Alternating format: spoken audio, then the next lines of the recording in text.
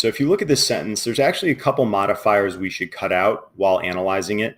So the use of the barcode or universal product code, you could cross out that or universal product code. That's just modifying what the barcode is. Which was created in part to enable supermarkets. That whole phrase that starts with which is also a modifying phrase. Which introduces relative modifiers, which have to modify the thing that came right before them. In this case, the barcode or universal product code, they're identical. So this is correctly modifying those, hence why it's not underlined. It's not up to us to make a decision on that.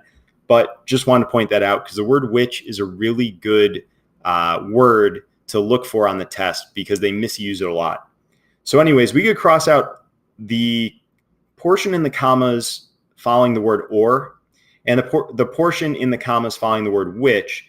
So basically the sentence is the use of the barcode has expanded beyond supermarkets to other retail outlets and has become, because we have has expanded, that means that the subject is singular. Even if you're not sure what the subject is, the fact that we used has the first time means we definitely need to use has the second time. And that's going to get rid of answer choices A and C. Looking at the remaining answer choices, answer choice B, the use of the barcode has become readily accepted despite some initial opposition when they were first introduced in 1974. Well, the word they is very ambiguous, right? What is the subject? The subject is the use of the barcode, not barcodes, plural. So I think we could throw in pronouns here as well. Pronoun error, singular versus plural.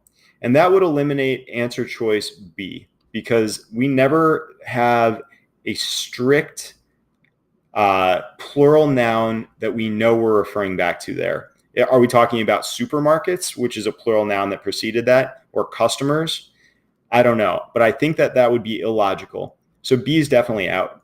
Looking at answer choices D and E, has become readily accepted despite some initial opposition when the barcode was first introduced, versus barcodes have become readily accepted. So that sentence would read, basically, the use has expanded beyond supermarkets and barcodes have become readily accepted despite some initial opposition when it was first introduced. So again, we have a pronoun error in E.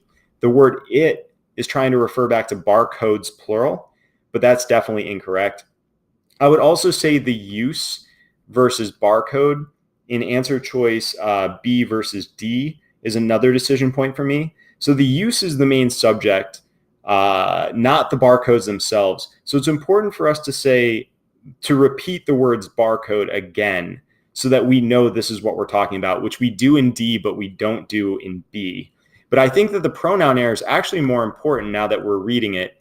And so I would say those are the two main screens. Screen number 2 is probably like a secondary screen to me, not as important. But either way, we get down to answer choice D, which is the correct answer.